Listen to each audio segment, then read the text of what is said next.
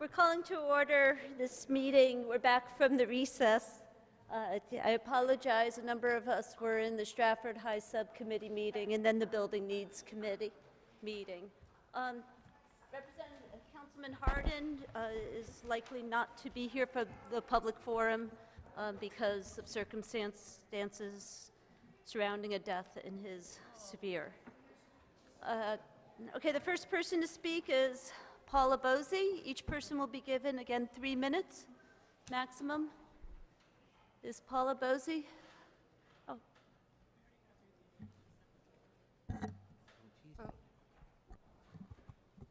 Make sure I have everything. 3 minutes. Paula Bosey, 585 East Main Street, Stratford, Connecticut. First, I would like to thank Beth DePonte for extending the time limit last time, and the council members who responded to my public concerns. That was the first since 2014. And the Beautification Committee for all the recent outstanding improvements. May the sun always shine on their faces and the wind always be on their backs. According to Salem, Massachusetts, a resource there, ghost is a derogatory term. They say spirit. Anyway, yesterday, a stranger suggested I call Alex of Macedonia to ask if he kept magicians in his court. Even if I knew his number, I really wouldn't want to dial it. Anyway, when I was just legal age to drink, I had lived around the corner from Molly's Well. My former boyfriend was addicted to the devil's drug. After I had given him an ultimatum, he stayed sober almost 30 days, asked what I wanted for my birthday. I thought a Broadway show could cure his addiction, give him a taste of natural ecstasy. We took a carriage ride in Central Park before the play.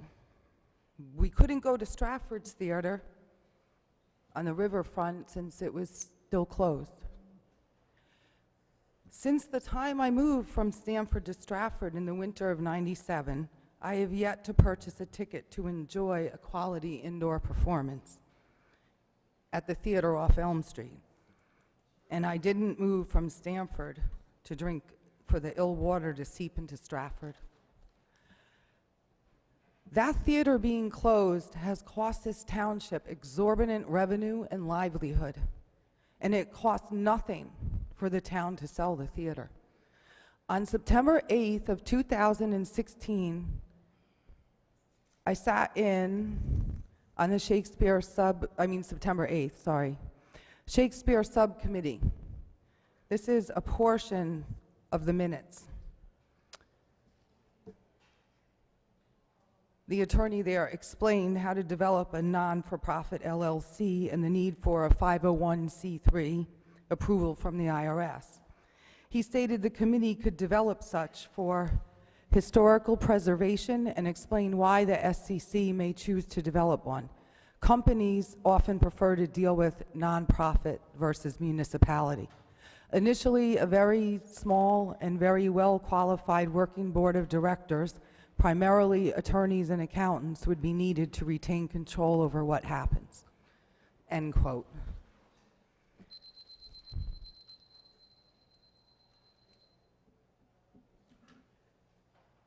My interpretation why accountants and attorneys, because they know how to write the contracts, the laws to preserve the theater as the Shakespeare Theater, how to secure private investors who protect their investments, interest in turning a profit. My guess is that Andrew Carnegie already realizes how to turn a profit. Every performance that I've ever been to in New York City was sold out over decades. This is the one that I saw 3 times, a chorus line. Inside, a New York Shakespeare Festival production.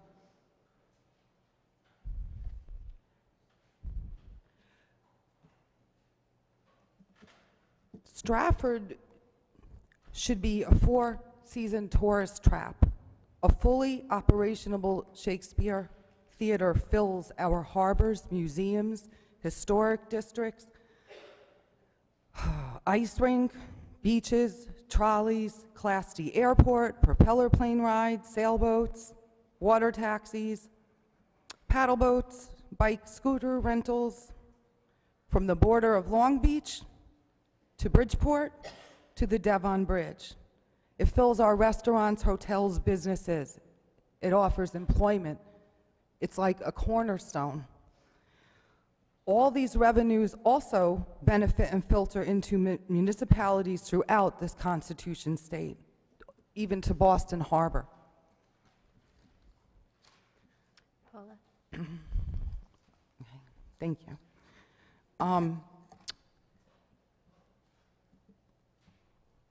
If the theater were open, the town would thrive. And this is where I was. This was a play before it was a movie. On June 23rd, my birthday, 1990, 22, age 22. A Few Good Men. It only takes a handful of a few good women and a few good men to get this town open. Thank you. Thank you very much. The next speaker is John Rich, please.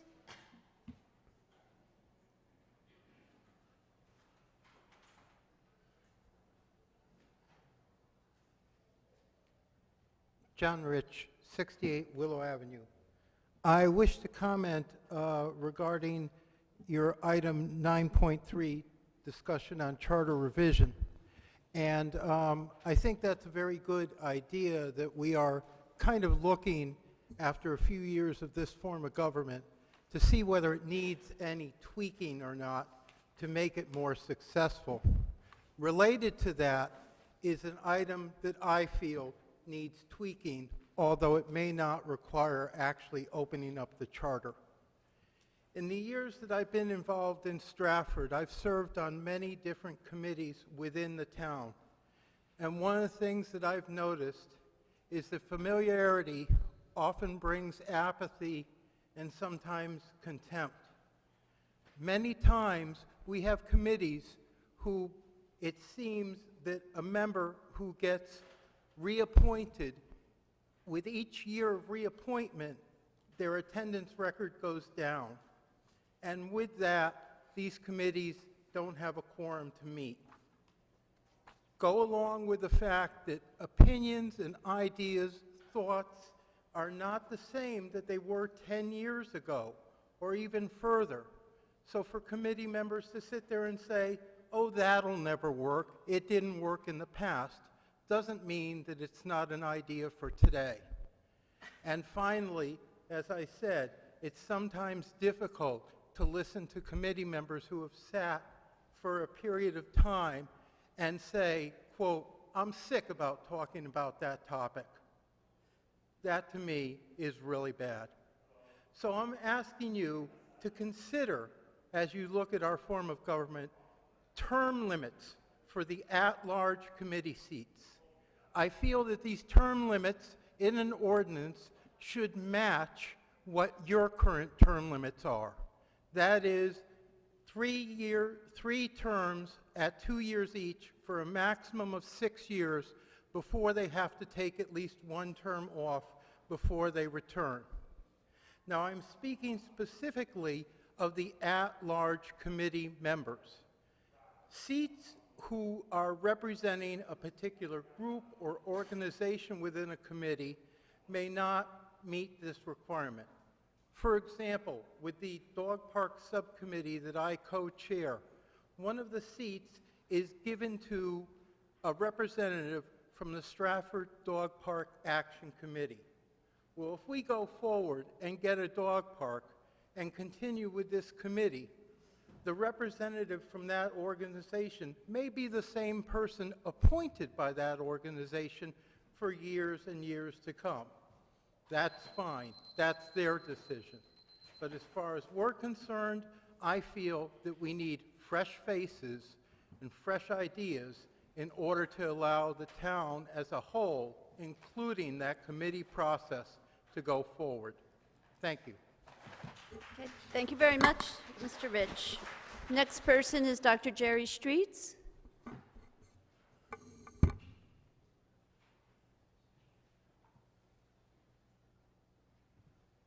Good evening, council members.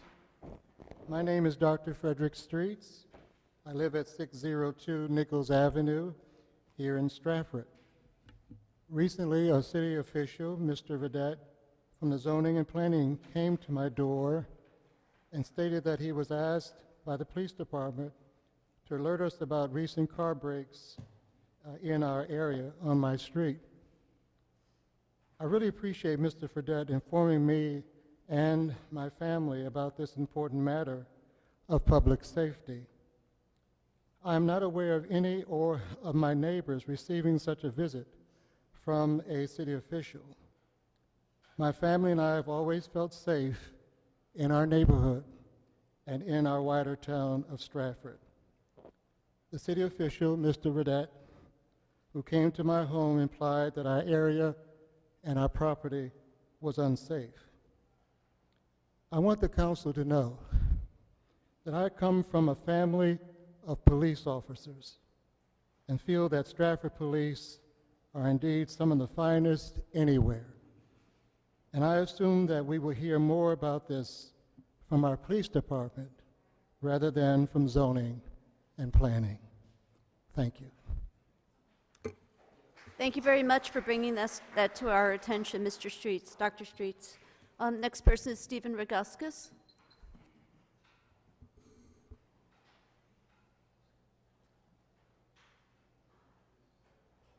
Hi, Stephen Roguskus, 94 Noble Street here in Stratford. First of all, it's too bad that we have to have this meeting here tonight on the eve of a special election, which is very important. But I am looking forward to the next council meeting when all the seats are filled and we've got 10 representatives up here and my district is once again represented. I wanted to compliment all of you on the stand you took for Shakespeare Theater. The fact that you listened to the mayor make his, in my mind, crazy comments about tearing the building down, and you decided to authorize spending some money to secure the building and make it a building that people will come and say, yes, we will invest in this. Because if we don't take positive actions on that, nothing will ever happen. So thank you very much for doing that. The only other thing I wanted to say, and it's more directed towards the mayor, so maybe one of you in your questions to the mayor could ask him about this.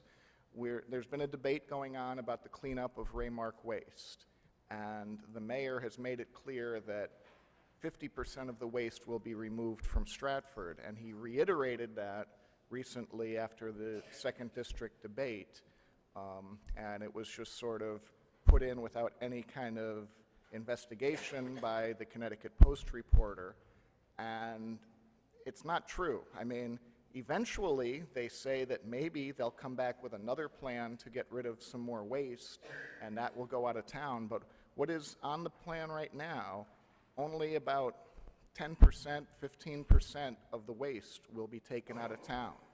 And there's a vague promise that in a next phase that there's no funding for, there's no plan for, that more waste will be taken out. I just think that we can't say that this is going to happen until there's actually a plan for it. So that's all I got to say. Thank you. Okay, thank you very much, Mr. Roguskus. The next person is Neil Sherman.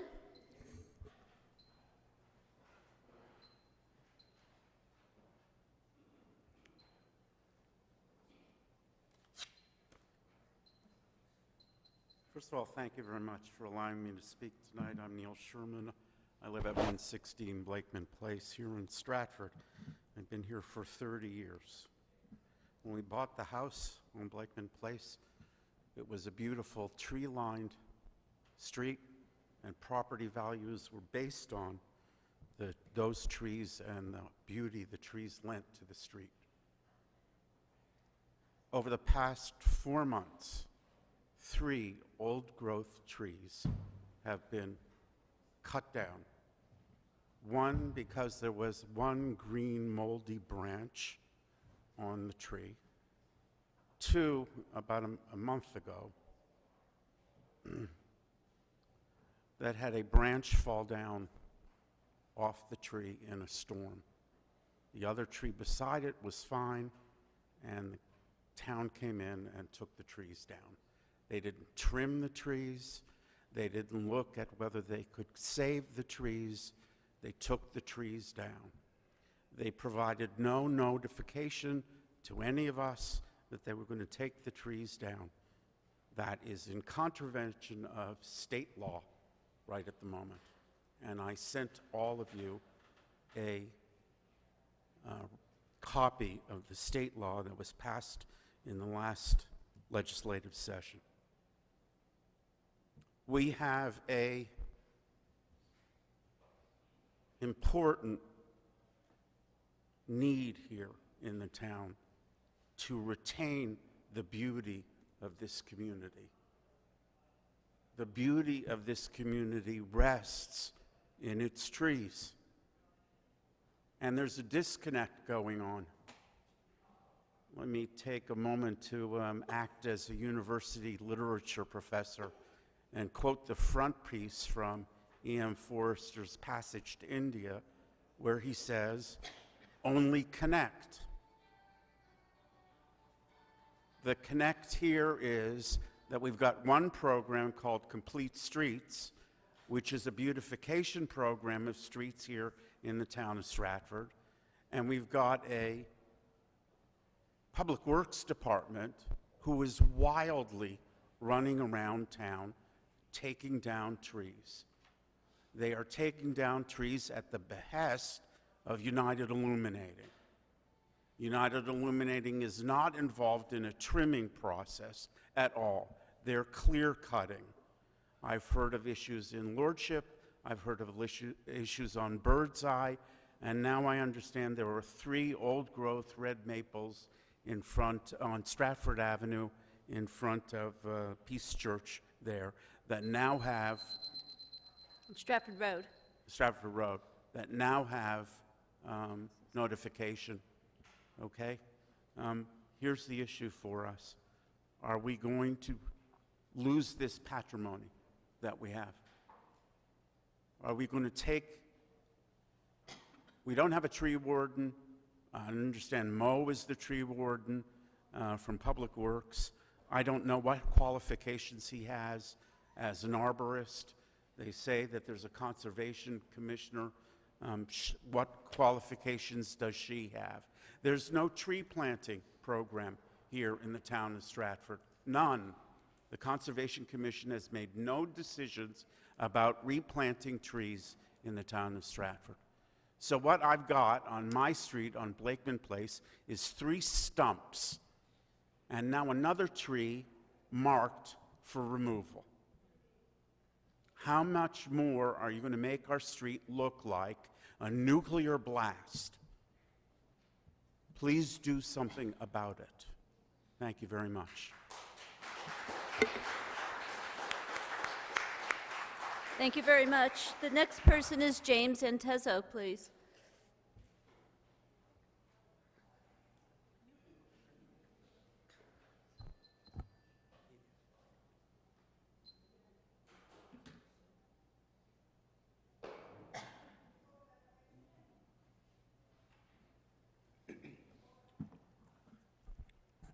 Okay. Well, the reason I'm here to speak before you, the town council. Oh, sorry. James Do you know him? Antezo, and I live on 168 Margarita Lawn in Lordship. And the reason why I'm here to speak to you is to express my fellow citizens and my feelings and concerns about the current practice, the town tree and public landscape management program. I request a review and analysis to the current tree removal and tree replanting program the town currently has had in progress over the past few years. Being a lifelong citizen of Stratford, growing up in Paradise Green, and now living in Lordship, as my observation and many other concerned citizens in town, we have seen large clear cut of public trees that once lined our neighborhood streets with grace and beauty. It's understood that we have an aging tree population, and that's the reason why we need to address this situation responsibly and appropriately. Many others and I feel that it is vitally important to have a well-orchestrated and planned-out beautification program for the town of Stratford. This will improve quality of life, property values, and attract growth, along with providing a sustained natural landscape for future generations. As an example, there are several trees on Stratford Road between Maple Street and Victoria Lawn that have been slated for death with the white axe. A lot of these trees, in my opinion, seem healthy and it can be just trimmed. Instead, they just seem to be coming in and clearing the trees out. And I don't know if any of you are familiar with Lordship. You go down, if you look at Margarita Lawn, it's this beautifully tree-lined street.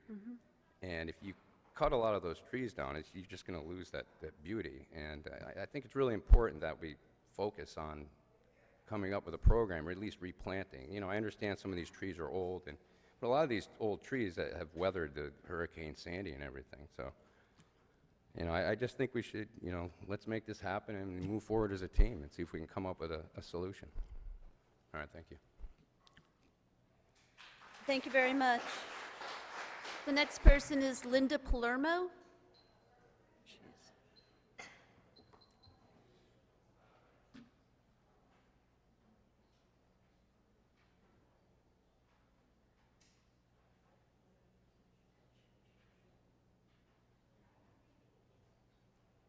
Good evening, Linda Palermo, 46 Fort Place. First, I'd like to wish Mr. Posner and the 5th District Democratic Council, running for council, the best of luck tomorrow. Bring it on in, guys. That's all I have to say on that note. The next thing, I am going to bring up a topic relevant to safety. Approximately 8 weeks ago, I went down to I believe it's called the Beach House, down on Short Beach. I simply wanted to get some menus so I could see what their pricing was. Went up the cement ramp to the back of that building, which I've always known as an entrance from the time I even worked in the golf course in Little Hot Dog Stand. Somebody yelled out, "Gotta go around front." I walked down to the grass. That building is in dire need of becoming handicap accessible. I'm going to be in touch with the Justice Department and find out what we have to do to bring this back to life. When Patty Ulatowski was forced to become the ADA coordinator, I was her secretary on that committee. There were a few politicians that weren't happy about it. So it be pussycat, so it be. If you're going to walk from the back of the building, I walked down the grass. I just wanted to save a few steps. There is no walkway. I broke my foot, and I'm having other problems as a result of it. There's no walkway there. You're actually walking in the gutter. You come across what appears to be an old crosswalk, but it's not. On top of that, you have a speed bump. That's where I fell. My foot got stuck on whatever this white component was that looked like a crosswalk. I couldn't pick up my foot, so when I finally did get to move it, I pulled all the ligaments in my groin, and then I went to the side, and I broke my foot. Once you proceed on from that area, and I had no choice but to try to walk and get to safe ground, it is not safe at all. I've talked to 4 people about it in the past 48 hours about the situation there, and they said something's got to be done about it. And yes, council, you sit here, please see to it that something is done about that area. There used to be a handicap parking spot in the back to park in and up that walkway, and it is similar to a ramp, but they don't let you go in that door. So you therefore have to walk down to the curb, and you have to go to the front. So when I got up from the ground, I already had broken the foot, but I was trying to get to the front of the building to at least alert somebody there. of the accident and also to get the things I went there to actually get. I had to walk up grass, uphill, walk in front of the veranda, I'll call it, where the people sat and ate, and then you still have to walk beyond that and you come across your 5 handicap parking pads that look humongous, and there's nothing in the back. And then I had to walk around the mesh that they had the sidewalk in front of, rather behind it, so that I could get in. So you have no handicap parking in the back. You do not have handicap accessibility there. There is 4 parking spaces in the front that are handicap. So since I've run part of this in my younger years and I worked with Patty Ulatowski, I'm asking you people to please do something before we have serious lawsuits filed. I've put the town on notice. What I do with it, I have 2 years to do it.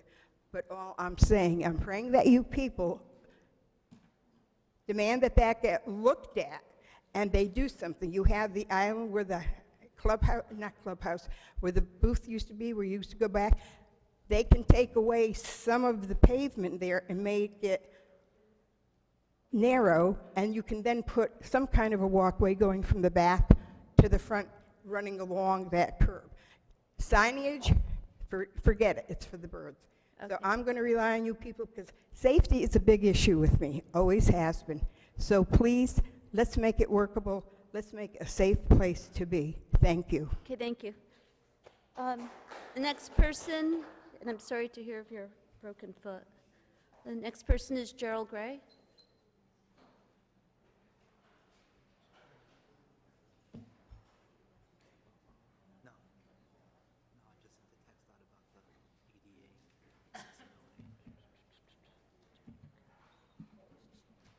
Good evening.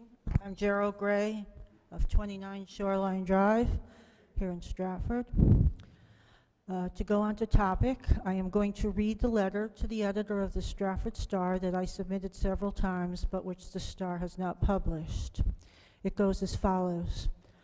I, Gerald Gray, with my mother Dolores Gray in 1971 here in Stratford, co-created our beloved Nature's Way health foods from scratch.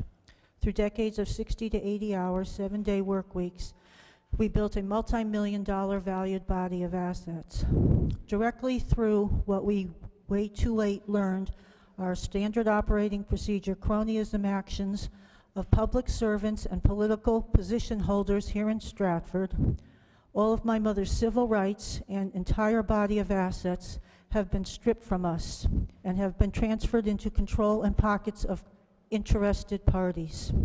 My medically diagnosed, quote, capable and competent and no need of any conservator mother is involuntarily confined, and literally millions of her hard-earned dollars are being put into the pockets of the interested parties for their multi-million-dollar billings for their services of doing this to her.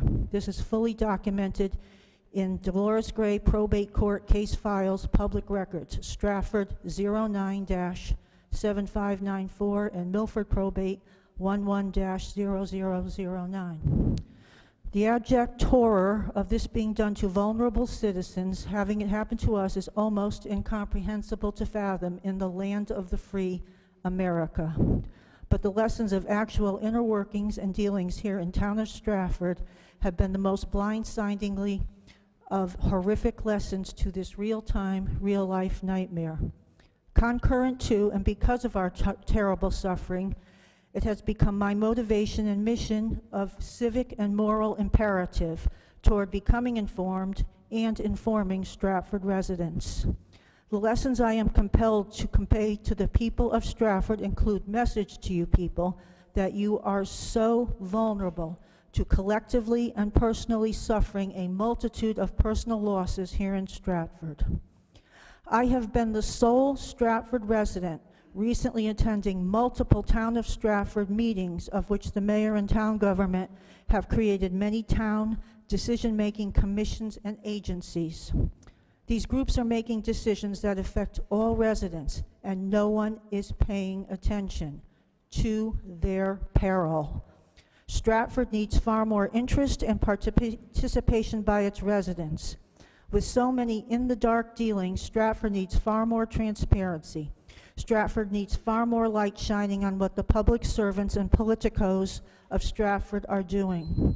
As Connecticut native son Ralph Nader reminds us, secrecy destroys accountability. That concludes the letter. I will tell you that I have continued attending these various meetings, and it is made clear that I am not welcome. And now it has come to be that none of the content of what I say at the meetings is showing up in the published minutes.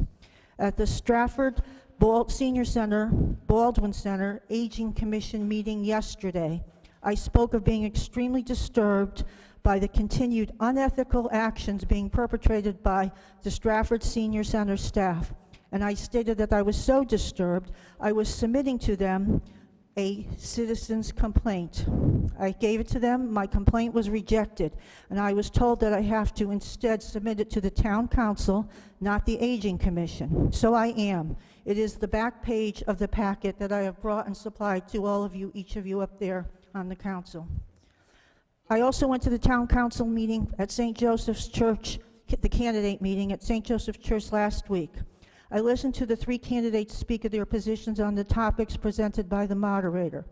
I want to conclude my statement here tonight by saying that the most significant and meaningful and important takeaway for me was 2 points made by independent candidate George Mulligan. Those points being, first, the 2 political parties in Stratford, these being, of course, Republican and Democrat, are basically the same, basically interchangeable. And second, the politicians, the public servants at all who are running the town of Stratford are, quote, stealing from you. They are robbing the citizens of Stratford. To me, that is by far the truest, most legitimate piece of information that was presented that night, and it is the most horrific lesson that I have learned about being a resident of Stratford these past nightmare 7 years. I thank you for your attention. I will answer any questions, and anyone who would like a copy of the packet, I have them in the back. Okay, thank you very much, Ms. Gray. The next person to speak is Walter Rimkunis.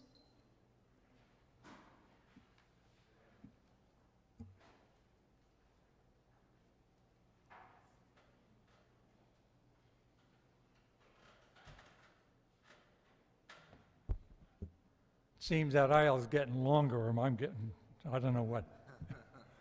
Walter P. Rimkunis, 425 2nd Avenue. This one's for the mayor. I'll make it short.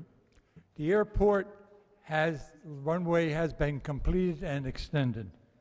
Now, Mr. Mayor, when are we, the town of Stratford, going to get the deeds for the property that was promised to the town to make that happen?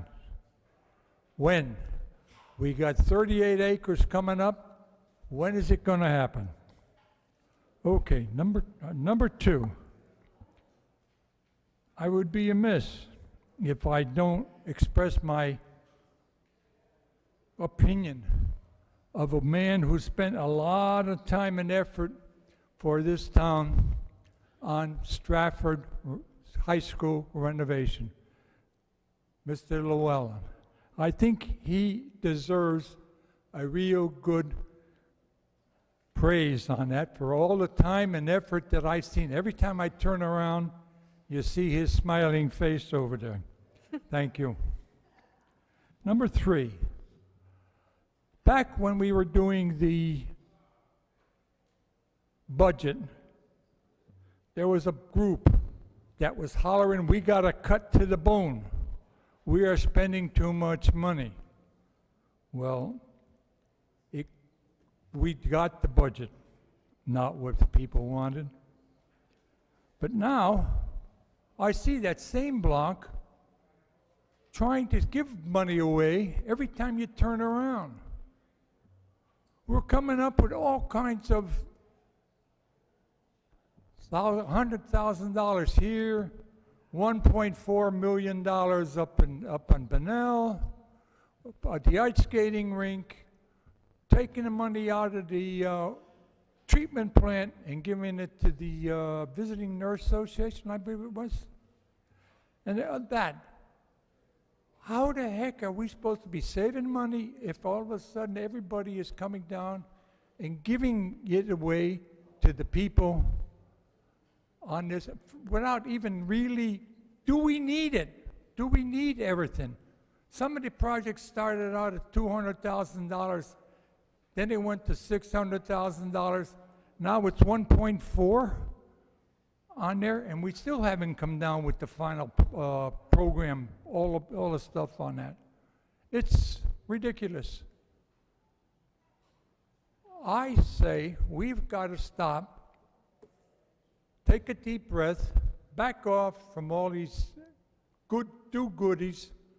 I realize you don't want to hurt the kids. I don't want to hurt the kids. I've been with kids started back in 1952 when my first son was born, on through when my kids were out of the programs, and I still stayed with them on all of it. It's nice to give, but there has got to be somebody with a mind that says, let's be reasonable about some of this stuff on it. It's getting too much, too many, we're giving things away. Think about it twice before you say yes or no. No, wait, what was the one? Oh, one more. It just came to mind. I was reading the paper last night, and in the paper for the zoning commission, I see the hotel, the old Ramada Hotel down there. They want to change to apartments, 1-bedroom apartments. 100 and some odd. They're going to build over on Ferry Boulevard, 72 apartments. That's been okayed. You got another one coming up before the zoning commission, 136 units. They want to build over there on Ferry Boulevard where the AAA wanted to go. Where in the heck are we going to put these kids? If we're going to be knocking down schools, our schools are at capacity and then some, what's going on? People, we got to think. Use your heads. Think in the future, not for today. Thank you very much. Thank you very much. Next person is Barbara Heimlich, please. Barbara Heimlich?